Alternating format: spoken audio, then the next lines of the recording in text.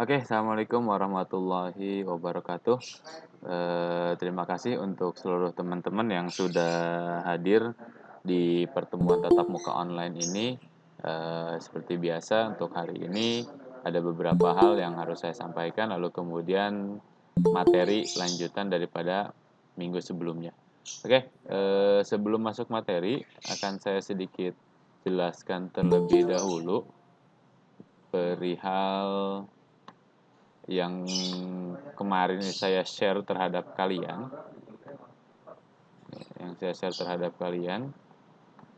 yaitu perihal dengan jadwal pembelajaran tatap muka, gitu. Muncul ya, apa yang saya sharing ya? Muncul Pak. Oke, oke. Jadi eh, kemarin saya dapat informasi dari kelas animasi ya, dari kelas animasi itu bahwa untuk apa namanya pembelajaran ternyata animasi dengan broadcast itu sudah berjalan, walaupun datang ke sekolah, walaupun ya itu dia dengan jumlah siswa yang memang dibatasi. Ini saya menghitung karena hampir rata-rata jumlah kursi di kelas itu adalah hampir lebih daripada 33, seingat saya tuh di lab itu ada 35 kursi. Jadi bisa lah kalau misalkan dengan jarak kurang lebihnya 1 meter, berarti bisa bisa melingkupi setengahnya. Dan ini kemarin saya atur. Silahkan kalian lihat yang pertama itu ada di pertemuan ke inilah berarti jam pertamanya, yang kemudian yang kedua itu berarti jam kedua, dan ini adalah jam pembelajarannya mulai dari jam 7 sampai dengan jam 8.30. Lalu sisinya ada harinya Kamis dengan hari Jumat. Jadi untuk rencana sementara yaitu adalah minggu depan mulai pembelajaran, minggu depannya lagi off, libur. Lalu kemudian minggu depannya lagi adalah mulai kembali pembelajarannya. Ini jadwal sementara yang saya bikin sendiri. Soalnya apa? Saya pengen ketemu dengan kalian, pengen melakukan pembelajaran secara langsung. Biar penjelasannya juga ya enak lah.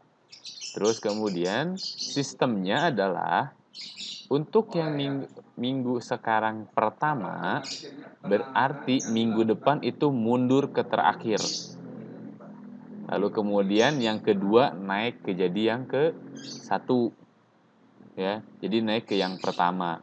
Kalau misalkan, oh Pak, saya nggak sanggup, gitu kan, nggak sanggup untuk di jam pertama, di jam ke satu, mau tukeran, silahkan, boleh tukeran. Tapi kalau misalkan nggak ada gantinya, berarti nggak bisa. Ya, jadi kalian boleh bertukar jam. Pada dasarnya kalian boleh bertukar jam ataupun bertukar hari dengan kelas yang lain. Di sini tidak semuanya satu kelas bareng. Nanti ada di sini nih, ada di sini yang memang ada RPL 2 dengan RPL 1 nih, ada keselip satu nih. Kayak di jam ketiga nih. Ya, jam ketiga tuh ada RPL 1 dengan RPL 2 satu kelasnya. Itu jangan jangan jangan dikomplain, ah Pak saya nggak mau sama RPL 2, saya pengennya sama RPL 3. Ya tolong jangan dikomplain untuk yang itu. Jadi ikuti dulu aja alur alur jadwalnya. Tapi kalau misalkan memang mau tuker jam, orangnya ada untuk ditukerin, silahkan, ya, silahkan saja. Jadi pembelajarannya diusahakan untuk lebih fleksibelkan saja sih kalau dari sayanya. Terus kemudian yang tadi saya harus ingatkan kembali, yang pertama akan turun ke bawah. Jadi ke jam keempat. Jam keempat. Ini bukan kelima ya, sorry. Ini harusnya ke satu lagi. Ini ke satu. Yang kelima ke satu pada hari Jumat. Gitu, pada hari Jumat besokannya. Gitu. Atau mau yang Kamis ini ditukar lagi nanti ke Jumat ya, nanti kita lihat efisiensinya aja. Kita minggu depan kita coba trialnya. Saya sudah mengajukan ke Pak Gatot, ada informasi di ACC atau tidaknya saya akan akan informasikan kembali kepada kalian setelat-telatnya, yaitu adalah hari Rabu. Jadi ini saya sudah bikin, tapi kemarin sudah ada rapat dari kepala sekolah dan sudah mengajukan bahwa bulan September itu akan ada masuk pembelajaran ke kelas, tapi hanya khusus untuk mata pelajaran produktifnya saja. Ya, mata pelajaran yang lain tetap masih online atau daring. Ya, karena apa namanya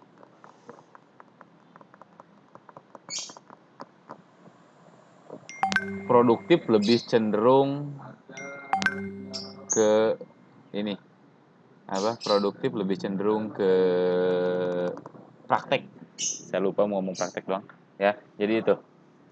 Ya, jadi kalian silahkan nanti diatur, nanti saya akan infokan kembali, tapi ini adalah jadwal yang sudah saya buat, tolong dilaksanakan dengan sebaik-baiknya.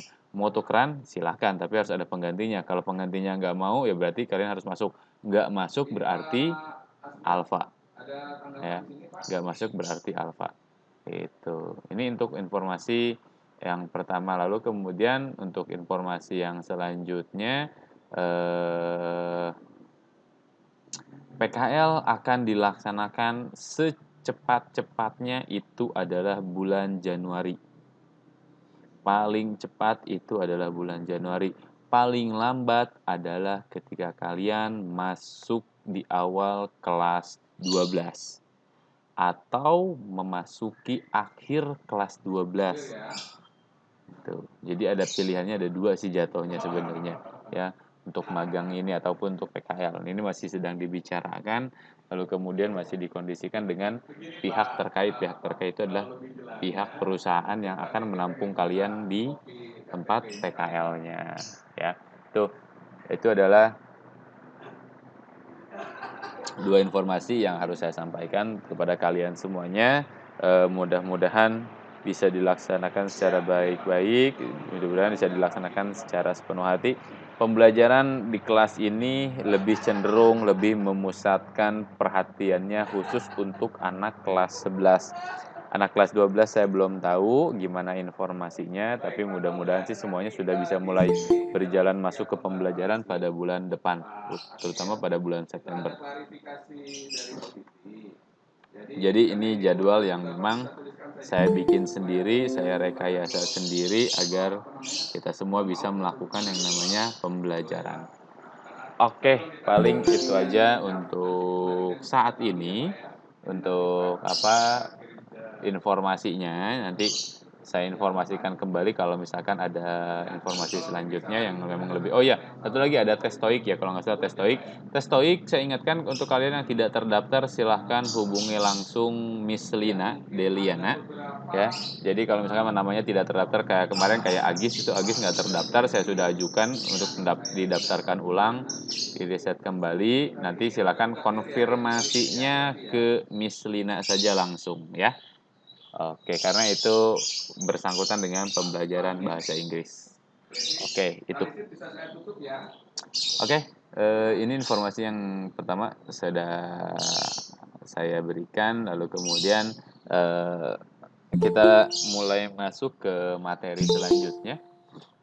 Sambil ini teman-teman juga masih banyak yang masuk. Ternyata alhamdulillah, selamat datang teman-teman yang baru masuk. Nanti kalau misalkan di awalnya belum tahu, silahkan seperti biasa pembelajaran ini saya upload ke YouTube. Silahkan tinggal kalian lihat saja di YouTube saya. Nggak subscribe nggak apa-apa, toh nggak cari duit dari YouTube kok, ya. Oke, materi selanjutnya yaitu adalah masih tentang analisis, ya. Kita masih belajar di SDLC. Ini ternyata saya lupa kemarin, beberapa tahun kemarin tuh bikin modul SDLC, dan ini ada modul SDLC-nya nanti akan saya share di Google Classroom. Jadi silakan nanti kalian tinggal sedot saja, terus kemudian kalian baca, atau enggak nanti mungkin saya share aja di Google Classroom aja deh, biar ada bukti pembelajarannya, ya. Nih, oke.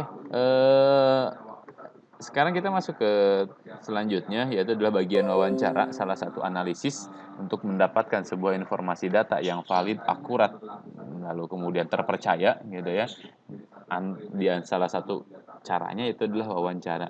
Yang namanya wawancara terkadang tidak semua orang bisa melakukannya.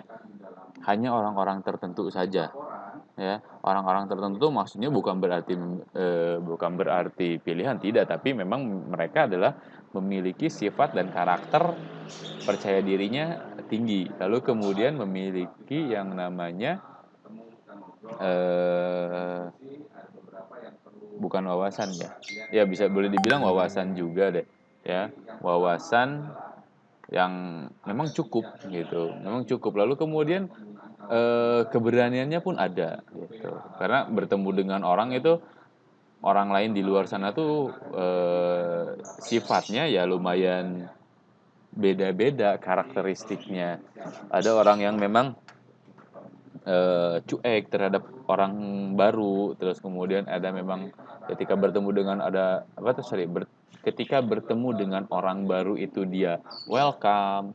Itu adalah beberapa sifat orang. Ada juga yang memang begitu datang langsung diusir, ya ada juga kayak gitu loh ya. Jadi ini saya jelaskan sedikit tentang teknik wawancara, di mana nextnya harus kalian lakukan gitu ya. Nextnya harus kalian lakukan, mungkin sebelumnya sudah kalian lakukan ya, mungkin sebelumnya sudah kalian lakukan, tapi sudah betul atau belumkah gitu wawancaranya gitu ya. Yang dikhawatirkan adalah kalau sudah betul ya alhamdulillah, kalau belum betul ya berarti nanti kita betulkan kembali. Walaupun kemarin kita melakukan yang namanya wawancara itu hanya sekedar mendapatkan informasi saja ya, hanya sekedar mendapatkan informasi tentang usahanya dia mau bagaimana kelanjutannya, lalu kemudian mungkin ada yang menanyakan tentang story-nya. Lalu kemudian kalau mungkin yang agak lebih sensitif lagi, Pak, penghasilannya bagaimana?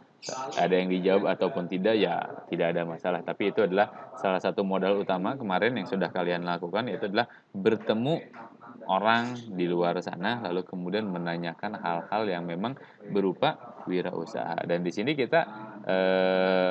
pun saya menjelaskan teknik wawancara ini bukan hanya sekedar dalam pembuatan programnya saja, tapi bertujuan untuk melatih kalian mencari informasi sebanyak-banyaknya dari narasumber yang memang mengalaminya gitu ya. Mereka mengalaminya, lalu kemudian bahwa sumber itu valid gitu ya, terkonfirmasi bahwa sumber data itu betul keasliannya, betul apa adanya, bukan hanya sekedar sebuah imajinasi saja gitu, ataupun bukan sebuah karangan saja. Oke, langsung saja. Di sini ada 3 poin. Ya, poin yang pertama yaitu adalah wawancara telah diakui sebagai teknik pengumpulan data atau informasi yang penting dan banyak dilakukan dalam pengembangan sistem informasi. Gitu ya. Jadi dalam sebuah sistem banyak nih dipakai ya. Yang pasti wawancara itu ya pasti dipakai sih sebenarnya mah. Karena sifatnya adalah to the point, face to face. Lalu kemudian wawancara adalah satu percakapan langsung dengan tujuan-tujuan tertentu dengan menggunakan format tanya jawab yang terencana. Jadi sebelum melakukan wawancara itu biasanya sudah disusun dulu siapa narasumbernya, dikonfirmasi dulu ya orangnya bisa atau tidak untuk melakukan wawancara. Lalu kemudian tentukan terlebih dahulu temanya. Kalau misalkan ya memang tentang wirausaha ya tema wirausaha, terus kemudian lebih diperinci kembali apa yang ingin digali informasinya, apakah story ideanya dalam pembangunan awal dari 0 sampai dengan 100 hingga saat ini, lalu kemudian ataukah hanya memang ingin mengetahui prosedur ataupun alur kerjanya dari sebuah wirausaha tersebut, ataukah mau mencari informasi bagaimana teknik marketingnya gitu, itu sah-sah saja sehingga tidak ada masalah ya. Jadi direncanakan terlebih dahulu. Lalu kemudian wawancara memungkinkan analis sistem mendengar tujuan-tujuan, perasaan, pendapat, prosedur informal dalam wawancara dengan para pembuat keputusan organisasionalnya. Jadi pembuat keputusan. Jadi kita bertemu ya memang dengan narasumber utamanya. Narasumber utamanya itu biasanya satu manajer operasional, Yang kedua itu direktur, yang ketiga direktur utama. Kalau misalkan di situ ada 2 direktur, misalkan 2 direktur ataupun direktur utama, lalu kemudian bisa juga kepada bagian memang hubinnya ataupun humasnya, ataupun mungkin yang lebih enak yaitu adalah langsung ketemu ownernya, ya ketemu langsung ownernya, karena ownernya adalah pembuat rencana usahanya tersebut. Jadi diusahakan memang ketemunya adalah dengan orang-orang yang bersifat penting. Jangan kamu nanyain perusahaan tersebut ke satpam gitu ya, ataupun memang hanya ke bagian admin biasa saja, ya itu bukan berarti informasinya salah, tidak, tapi biasanya kurang lengkap, banyak memang ketidaktahuannya. Jadi diusahakan yang akan diwawancara itu adalah memang pejabatnya, pembuat keputusannya, pengambil keputusannya gitu. Ya. Lalu kemudian analisis sistem menggunakan wawancara untuk mengembangkan hubungan mereka dengan klien, mengobservasi tempat kerja, serta untuk mengumpulkan data-data yang berhubungan dengan kelengkapan informasi. Ya, meskipun email dapat digunakan untuk menyiapkan orang-orang yang diwawancarai dengan memberi pertanyaan-pertanyaan berkaitan dengan temuan, namun akan lebih baik. Nah, saya garis bawahi di sini, namun akan lebih baik bila wawancara dijalankan secara personal bukan elektronis. Jadi face to face dilakukan secara langsung. Bisa saja kalau misalkan menggunakan kuesioner dilakukan secara kuesioner, hari 1 GB dibatasi. ya misalkan dilakukan secara kuesioner, misalkan diberikan hanya tanya jawab saja, bisa saja dia mengerjakannya secara asal-asalan gitu, tidak secara beda dengan yang namanya langsung gitu ya. Di halaman belakang, Pak. Nah, ini ada 5 langkah persiapan wawancara. Satu, yang pertama adalah membaca materi latar belakangnya. Bacalah informasi latar belakang tentang orang yang diwawancari dan organisasinya sebanyak mungkin. Materi ini dapat diperoleh dari orang yang bisa Anda hubungi segera untuk menanyakan tentang website perusahaan, laporan tahunan terbaru, laporan berkala perusahaan, ataupun publikasi-publikasi lainnya yang dikirim keluar sebagai penjelasan tentang organisasi kepada publik. Nah, di sini mencari informasi latar belakang itu antara perlu dengan tidak perlu. Perlu ketika memang bersifatnya adalah intens atau lebih mendalam kembali. Tapi kalau misalkan memang sifatnya tidak terlalu intens, latar belakang sebenarnya tidak terlalu penting juga sih untuk ditanyakan, karena yang nantinya adalah karena kita nanti fokusnya adalah ke dalam pembuatan sistem, berarti kita nggak perlu, bukan nggak terlalu perlu sih, maksudnya kita akan kurang untuk menanyakan hal-hal latar belakangnya, kecuali yang memang itu adalah nantinya kita membuat sebuah corporate website. Jadi kalau misalkan membuat corporate website, ya berarti latar belakang perusahaan kita masukin. Tapi kalau misalkan semua informasi si corporate sudah ada di dalam websitenya yang dia miliki, berarti kita nggak usah nanyain lagi, kita tinggal baca aja. Karena yang nantinya adalah kita akan berhubungannya yaitu dengan apa yang ingin mereka buat gitu ya. Karena kan kalau apa yang mereka ingin buat biasanya tuh nggak akan ngulang lagi dari awal, kecuali memang ada pembaharuan. Contohnya kayak ada tahun lalu saya dapat kerjaan merombak website anak perusahaan daripada PGN, perusahaan gas nasional tuh ya. Jadi itu memang dirombak semuanya, berarti informasinya kita harus dapatkan kembali gitu. Jadi kalau misalkan nggak kalau misalkan yang memang aplikasi yang eksternal lagi, ya berarti kita nggak perlu tuh mendapatkan informasi secara mendetail kembali, kecuali kalau misalkan tadi perombakan, baru itu kita cari kembali.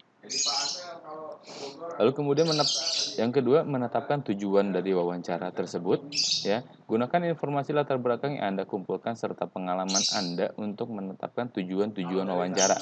Jadi jangan sampai dengan kosong kalian ingin melakukan wawancara itu. Jadi diusahakan sudah siap gitu.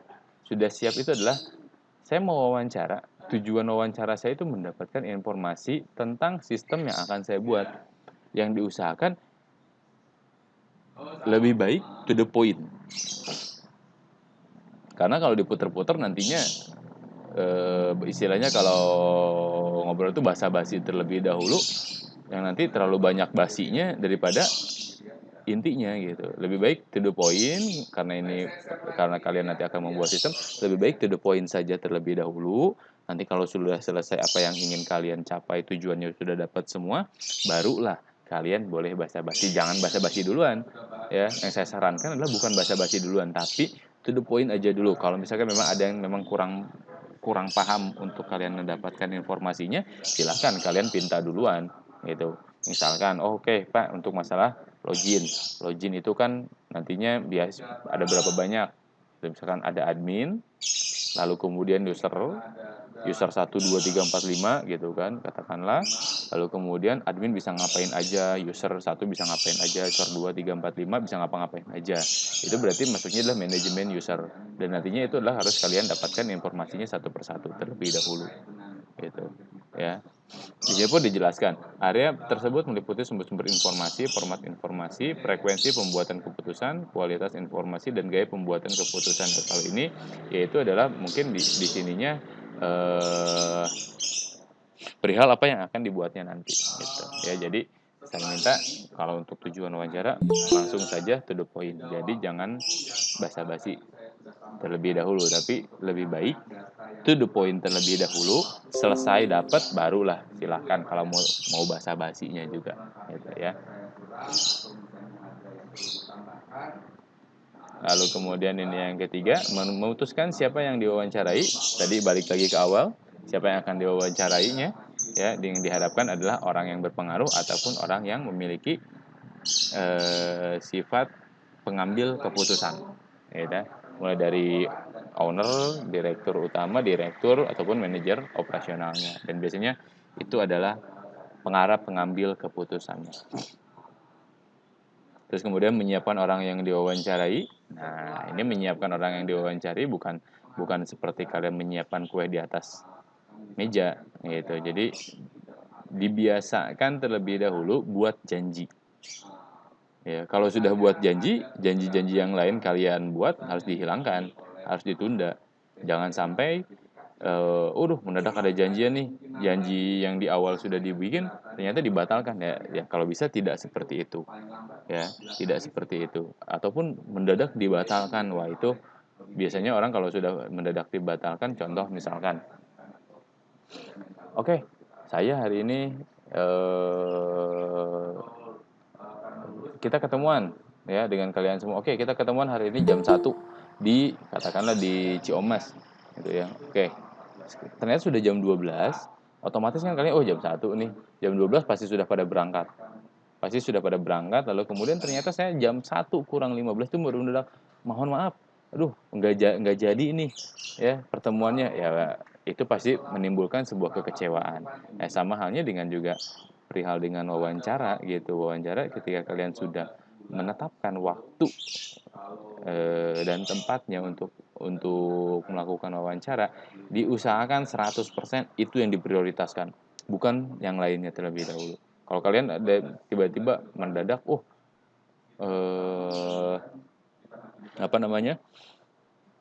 ada orang lain tuh, ini lebih penting nih, ya saya rasa lebih penting yang di awal kalian buat janjinya terlebih dahulu gitu ya. Jadi itu prioritaskan, kecuali ada pengecualian, kecuali janji tersebut bisa dibatalkan secara mendadak apabila kalian mengalami kecelakaan di jalan dalam perjalanan. Itu tiba-tiba memang sakit, jatuh pingsan, langsung kemudian dirawat di rumah sakit, itu bisa saja untuk langsung dibatalkan. Tapi kalau misalkan membatalkannya untuk janji yang lainnya, ya lebih baik janji yang pertama itu ditepati terlebih dahulu. Lalu kemudian wawancara biasanya tidak terlalu lama gitu ya, untuk mendapatkan informasi 45 menit, paling lama itu adalah 1 jam gitu ya. Karena kenapa kok paling lama 1 jam sih Pak, nggak 2 sampai 3 jam? Itu kalian bukan penyidikan. Kalau penyidikan bisa berjam-jam, tapi kalian mendapatkan informasinya kan untuk mendapatkan informasinya kan kalian sudah tentukan dari awal, sudah kalian rencanakan dari awal, tujuannya sudah kalian tentukan. Jadi langsung saja pertanyaan 1, 2, 3, 4, 5, 6 sampai dengan 10 ataupun 20 paling banyaknya mungkin 20, ya paling banyak mungkin 20, sudah selesai semua, ya sudah, selesai, kelar, sudah, ya. Jadi tidak terlalu lama juga dan tidak terlalu sebentar juga. Kenapa kok nggak boleh terlalu sebentar? Kalau misalkan hanya untuk menanyakan, Pak, saya minta struktur organisasinya dong, gitu. Hanya satu doang, lalu kemudian datang jauh-jauh dari Bogor ke Jakarta, lalu kemudian mungkin yang dijanjikannya akan diwawancaranya dari Bekasi ke Jakarta gitu ya. Itu kan kalau hanya untuk menanyakan hal seperti itu kayaknya buang-buang waktu juga, ya. Buang-buang waktu juga. Lebih baik dipersiapkan terlebih dahulu. Kalau misalkan memang untuk perlu ketemu, berarti silakan langsung untuk ketemu. Gitu. Oke? Nextnya itu adalah menentukan jenis dan struktur pertanyaan. Ini ada 2 jenis struktur pertanyaan. Yang pertama adalah pertanyaan terbuka. Itu ya. Bagaimana pendapat Anda? Contohnya langsung saja ke contoh. Bagaimana pendapat Anda tentang kondisi bisnis e-commerce dengan di perusahaan Anda? Itu kan langsung tuh. Lalu kemudian ini ada pertanyaan selanjutnya. Apa tujuan terpenting departemen Anda? Gitu. Kemudian gambarkan proses monitoring yang tersedia secara online. Ini pertanyaan terbuka. Gitu. Lalu kemudian pertanyaan tertutup. Ya, pertanyaan tertutup. Ya, berapa lama dalam seminggu gudang informasi proyek diperbaharui? Ini kan tertutup yang namanya gudang itu. Ya, gudang informasi itu biasanya tertutup. Lalu kemudian rata-rata berapa kali panggilan yang diterima pusat panggilan setiap bulannya, ataupun berapa daripada gaji karyawan Anda, biasanya itu adalah sifatnya tertutup. Nanti ini saya kirim ya, jadi silakan langsung kalian baca aja nanti. Oke, ini lalu kemudian ada struktur pertanyaan. Yang tadi atas saya skip aja. Struktur pertanyaan adalah struktur piramid. Contoh bagaimana? Contohnya yaitu adalah bagaimana masalah yang Anda alami dengan firewall, lalu kemudian mempertimbangkan metode-metode lain untuk meningkatkan keamanan data-data perusahaan, gitu. Lalu kemudian apa yang Anda bisa pikirkan agar membuat keamanan di sini lebih efektif. Jadi tersusun dari atas ke bawah ya, tersusun, gitu ya. Lalu kemudian ada struktur corong, ya. Struktur corong ini memulai wawancara dengan pertanyaan umum yang terbuka, lalu membatasi respon dengan mengajukan pertanyaan-pertanyaan yang lebih mendetail dan tertutup. Contohnya, bagaimana reaksi Anda terhadap pencarian berbasis web yang baru? Lalu kemudian departemen mana yang akan mengimplementasikannya, item-item apa yang tersedia untuk pembelian lewat situs, dengan yang lain-lainnya.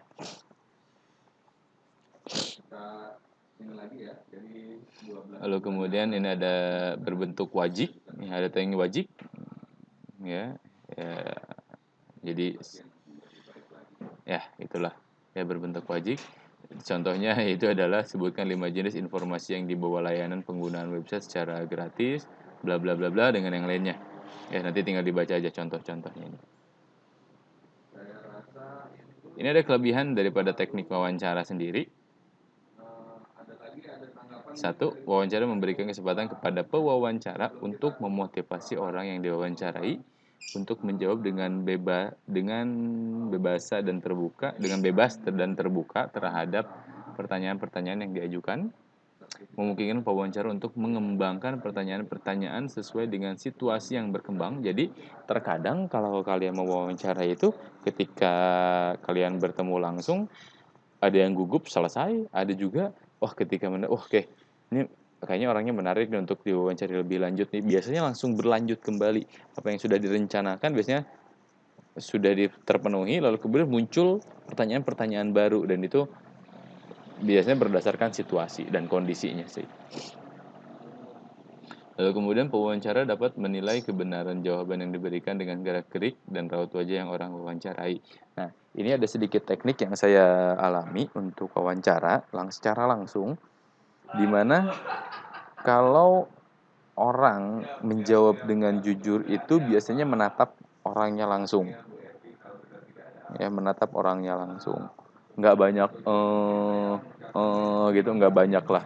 Nggak terlalu banyak. Ketika begitu ditanya, langsung aja jawab dengan tatapan antara mata dengan ke mata gitu ya, bukan dari mata turun ke hati gitu ya, enggak ya.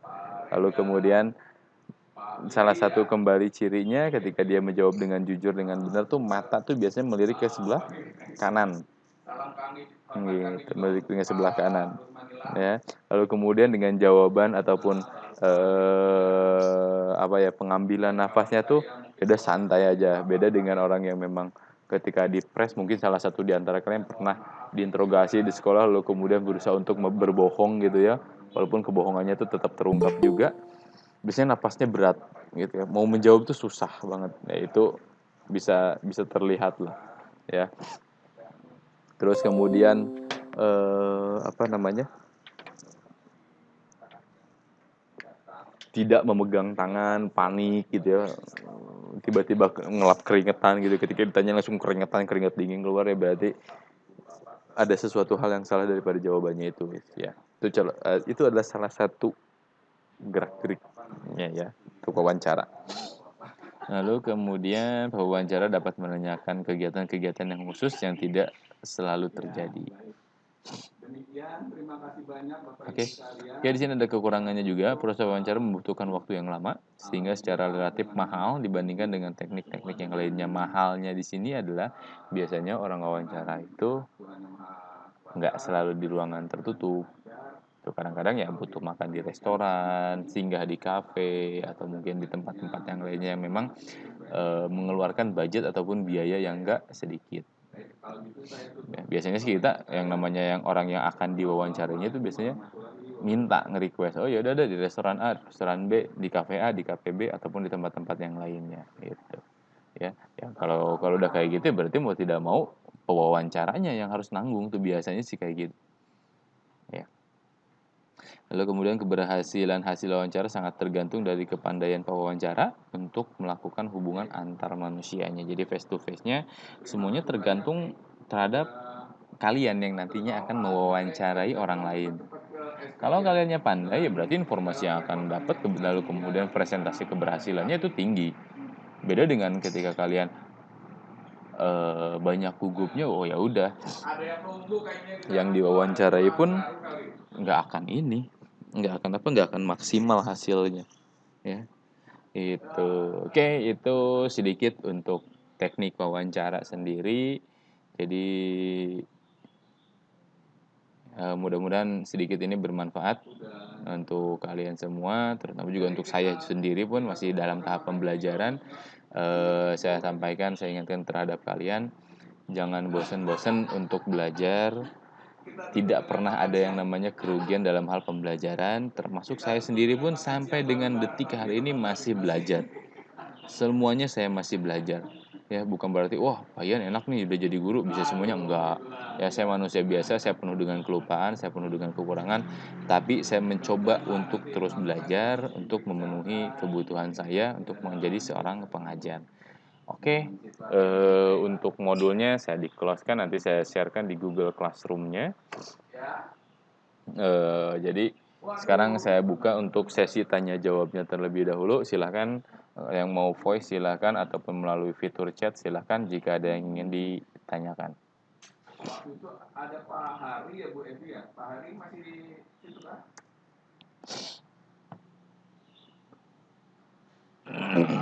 Sama Pak Heri apa siapa kemarin yang? Silakan kalau ada yang ingin ditanyakan. Pak Hari Santoso, ya. Karena sempat ngopi bareng dengan beliau nih. Ya. Pak Hari masih.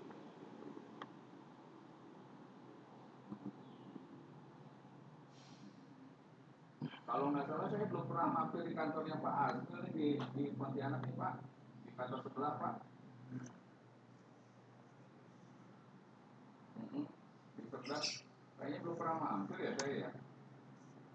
Itu saya bagikan kembali di fitur chat untuk absensinya. Silakan nanti diisi absensinya.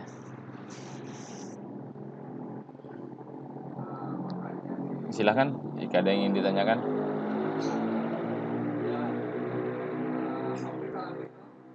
Lewat fitur chat silakan, mau langsung voice, talk voice silakan.